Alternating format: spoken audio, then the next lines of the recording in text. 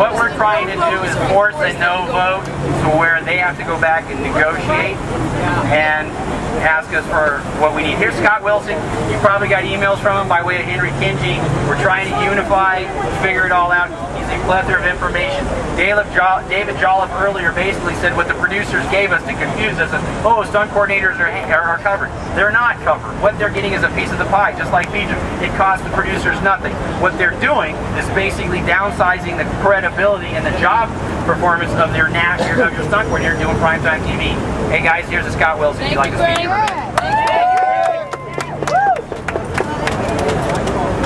Yeah,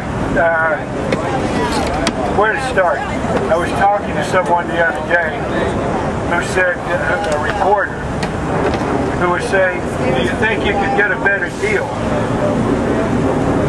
That's a good question. Do you think we could get a better deal?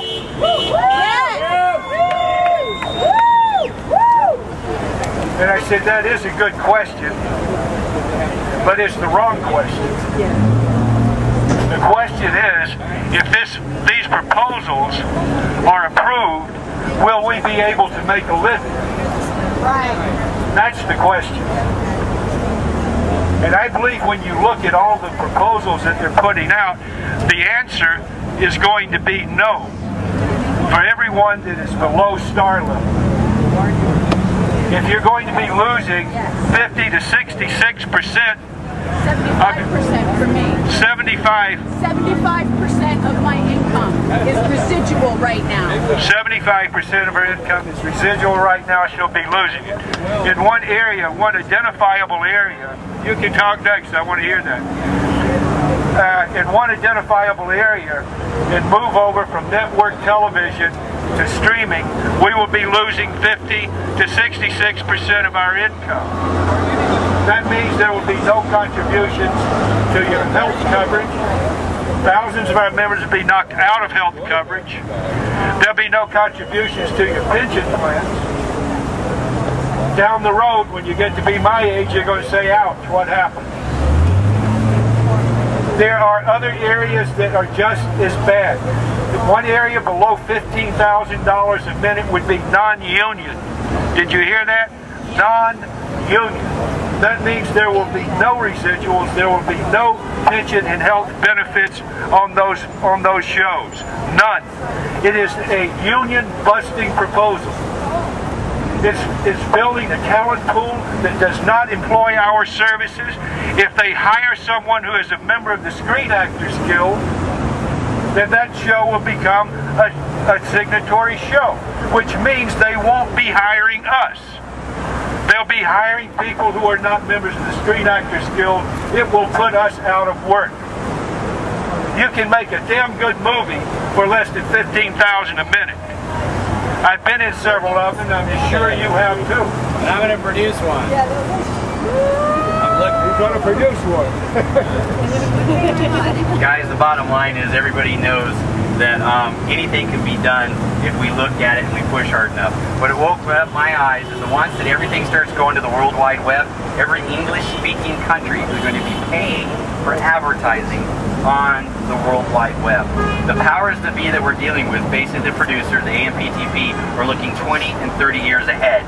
Nick Counter is the #1 negotiator for the AMPTP. We've been negotiating with him since 1980. He came to us in 1980 and they said, we got this little thing called videotape and we just want to try it, work with this, and if it works out, we'll pay you okay. We said, no, absolutely not. Figure out how you're going to pay us. We want to make sure it's fair, and we struck for 3 months. Guess what? Same Nick Counter, different negotiators on SAG, came to us again for DVD. Guess what? We got, you know what, because we trusted him. Reality, every time Nick Counter opens his mouth, my eyes get crossed. I was fortunate to be a visual, which has never happened. Prior to Alan Rosenberg and Doug Allen, no one ever got to know what was going on. They invited non-elected members of the stunt community, as well as singers and everything else, to come in and witness and watch. Al Jones, Brett Jones, and I watched, and we saw what went on. Doug Allen was great. Alan Rosenberg was amazing. And they allowed us to watch. Our problem with the powers to be now and the powers to be prior to Doug Allen and Alan Rosenberg, we never knew what was going on. We weren't allowed to watch. Jane Austen was the first stunt performer ever to stand up and say what we wanted. We came together after learning the last contract issue. Don't give them 10 choices, give them 1. Stunt coordinators get residuals. They had no issue but no way to handle it but that.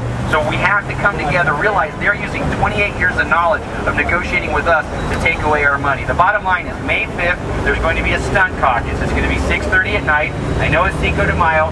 Bottom line is we can party afterwards. Alan Rosenberg and our new National Executive Director, David White, are going to be there.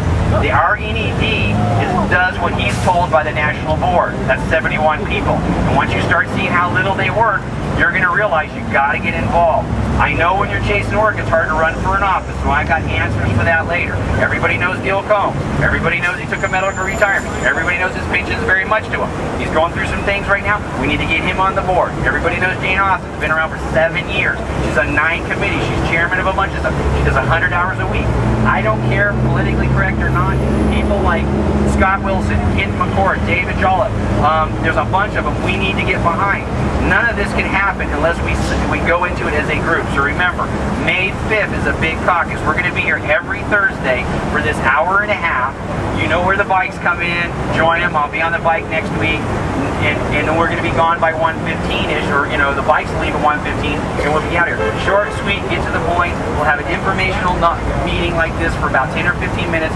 Meet me afterwards if you have any questions. If you want to know the contract and look at the contract, go on sagwatchdog.com or the AMPTP's website, or get a hold of me and look on our website that we're making right now for you guys to come to. It's just going to be filled with a ton of facts.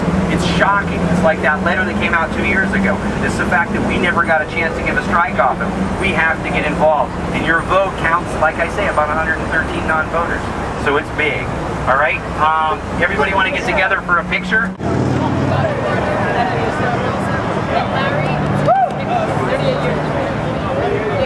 Larry.